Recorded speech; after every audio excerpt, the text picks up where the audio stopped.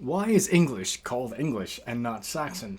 Well, let's find out. To begin, the term Saxon was known to the Romans as like a kind of pirate, and we got to bear in mind that the Britons in Britannia, they were Romanized, and so to them this term Saxon was like a kind of invader, a kind of pirate. We also got to bear in mind that the term Saxon is also a name of a people, a West Germanic speaking people. But then we turn our focus to Englisc, or English if you will. And this term, initially is a designation for people of the Angles from northern Germany, southern Denmark, along the Baltic coast there. What is now known in Germany as Angel. So this adjectival term was applied to like their tribal language and tribal people. However, the missionaries, which I'll later explain why, they used this term to apply to the language and people.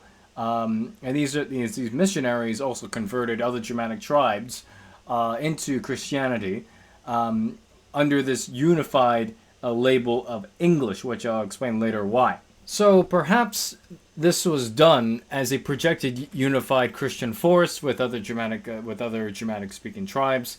The choice of using Englisc as opposed to Saxon may have to do with Pope Gregory's tale of non angli sed angeli, not angles but angels. Okay, for those of you who are not familiar, so Pope Gregory went to a slave market in Rome and saw these beautiful Anglian boys and thought, who are these boys? And someone said to him, they're Angles. And he was like, no, not Angles, but angels.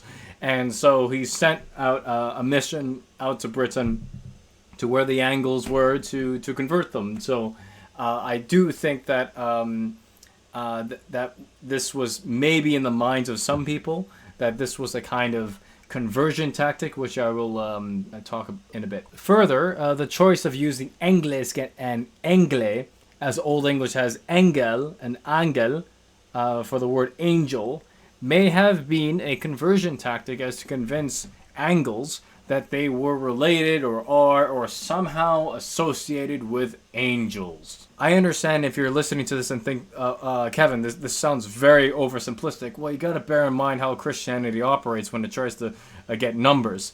In addition to trying to convert kings, they also go for the lowest denominator. Ladies and gentlemen, let's have a thought experiment. Imagine this. You're born in Mercia, you hear about your ancestors, the Angles, and you're non-Christian, so you live in a society where where you have temples of like Woden and Thunor and all these other deities or what have you, and then comes along a missionary that talks about these metaphysical personalities which bear a group name that is similar to the name of your own tribe, the Angels, and they serve one deity. This is very similar to the culture of the time, as aldermen would serve one king. Let's say you're hearing this, and one may find this appealing because this brings a sort of like ego boost, and it's like it's predetermined, like, already born with this similar quasi designation. Oh, I'm an Angle. Then that must mean I'm associated with these angels. So this wordplay became very convenient for these missionaries. Now, ladies and gentlemen, let's have another thought experiment. So imagine this. You're born in Christian Mercia. You hear about your ancestors, the Angles, but this time you're a Christian and you hear about angels, essentially, that they have.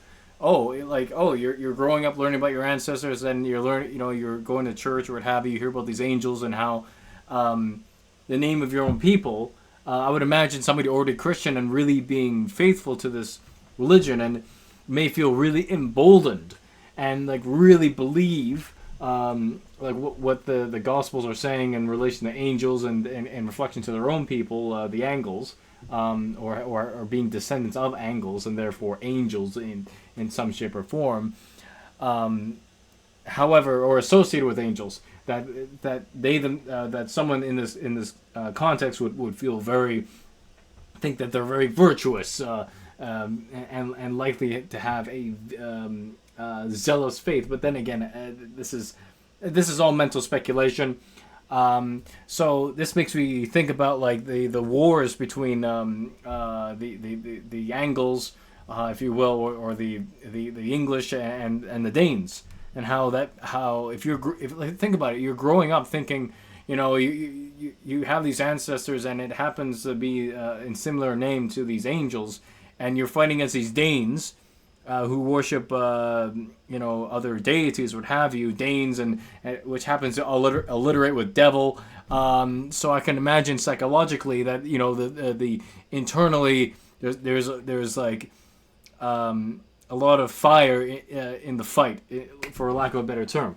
So, but to conclude this slide, so the choice of pushing for an English identity, by pushing the term Englisc,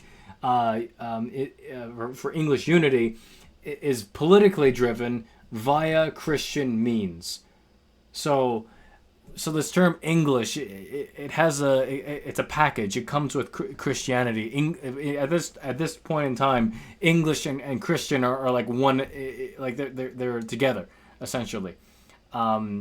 So that's something to bear in mind, but let's move forward. Well, just to add as well, like let's say you're someone from Kent, or let's say you're a West Saxon or East Saxon, and you want to be part of this big party called the English. So it would make sense that you would want to adopt their name or in the language and all that to have this association and prestige. So this angel-angle wordplay happened to be convenient for the missionaries. Despite this, Northumbrisk is attested as a term to refer to the speech of Northumbria, but in a context that referred to those who have yet to be converted. Given what we have discussed, if we had more texts that were not Christian in nature, we would have had more names for localized languages of the Germanic kingdoms in Britain. For example, West Saxisk is not recorded, which is unfortunate. You would think that adjective would be recorded, because the West Saxons did a lot of conquering in the south. Perhaps it was recorded, but it got lost or what have you. But so this push for English, or if you will, Englisc, was a politically driven via Christian means. So we have Saxon, which at a time, going back to the Romans, was associated with pirates, as well as, by extension, paganism by some degree, even though there are Saxon kings in Britain that converted, but the term Saxon wasn't convenient for these missionaries because there's nothing they can draw from the Bible that would make them somehow associated with the Bible. Whereas English, or if you will, Englisc, this became very convenient because they already had the word angel. And so the term English was associated with being virtuous, being Christian, or what have you. So in the end, so it makes sense if you want to unite all these Germanic-speaking peoples in Britain under this one banner called English. But what about Anglo-Saxon? Well, in Latin charters, we have this title called Anglo-Saxonum Rex. So Alfred had it, Edward had it, Athelstan had it, Edmund had it, Edred had it, Edwig had it, Athelred had it, and Canute had it as well. So this prefix Anglo is a reference to Angulus, which is the name of the place in the Latin sources that talk about the Angles, that their homeland is called Angulus, or Angul, if you will. And that's something to bear in mind. So basically, I'm kind of skipping ahead here, or foreshadowing what I'm going to be talking about next. So this term Saxon here, Anglo-Saxon, is like saying the Saxons of England. So this is a geographical term. As a small aside, even in the Latin charters, there's the term Anglo-Saxonia, like as a name for the country, which is really cool. That's like saying Anglo-Saxony. Saxony? Anglo-Saxony. Cool! So in Old English, we do have attested Anglo-Saxona, Ongel-Saxona. I mean, of course, there are more than these variations of the same thing. So this is like saying of the Saxons of England, or of the Anglo-Saxons. I mean, I will discuss this compound in a bit, but for the sake of simplicity for right now, as far as explaining grammar, these are plural genitives. So it's like saying of Anglo-Saxons. So moving on to King Edmund, who had the title of Anglo-Saxon and Northumbra Paganorum Bretonumque, which means of the Anglo-Saxons and Northumbrians, of the pagans and the Britons. Which is really interesting in of itself, that you would think that the Northumbrians would be included in that Anglo-Saxon group or what have you, but it turns out that they're not. But moving on. Even King Edred had the same title, well, a similar title, of Anglo-Saxon cum Northumbris Paganorum Bretonumque. So basically, of the Anglo-Saxons with the Northumbrians, and of the pagans with the Britons, which is interesting of itself. Again, the Northumbrians, because the thing is, we learn from Bede that the Northumbrians, like as far as their ethnic origins, that they're all Angles. So you'd think that, I guess, at this point in time, when Northumbria had its own independence or what have you, or this or that. But moving on. In Old English, we have the following: we have West Saxe, Mittelsaxe, South Saxe, and Ælfric Saxe, referring to the Saxons on the continent.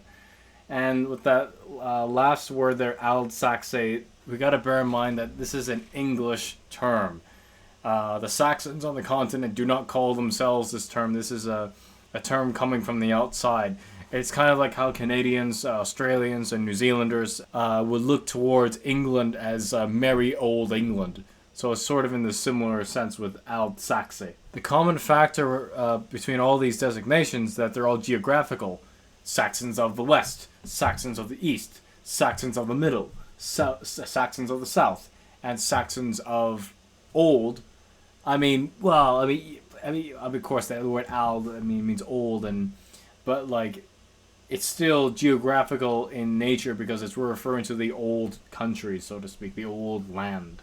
Even in the writings of Widukind of Corvey, when talking about the Saxons that migrated to Britain, he refers to them as Angli-Saxones. So again, this points towards a geographical term. So to discuss this compound Anglo-Saxon as Saxons of England, however, it is possible that this could very well be a contraction of Angles and Saxons. In another context, one can argue that this could actually mean English Saxon or English Saxons. That could be a possibility within the language of Old English. But given what we have discussed with the earlier designations of West Saxon or what have you, it's more likely that Anglo-Saxon is a geographical term referring to the Saxons of England.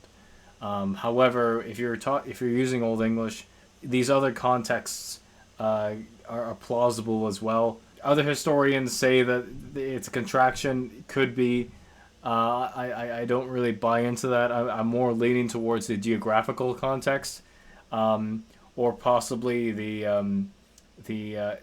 ethnic context of English Saxon or what have you. But if it came down to me, I would think it would be the geographical context. Yeah, just to recap, we have West Saxe, East Saxe, Middle Saxe, South Saxe, Ælfric Saxe, Angli-Saxones from Widukind.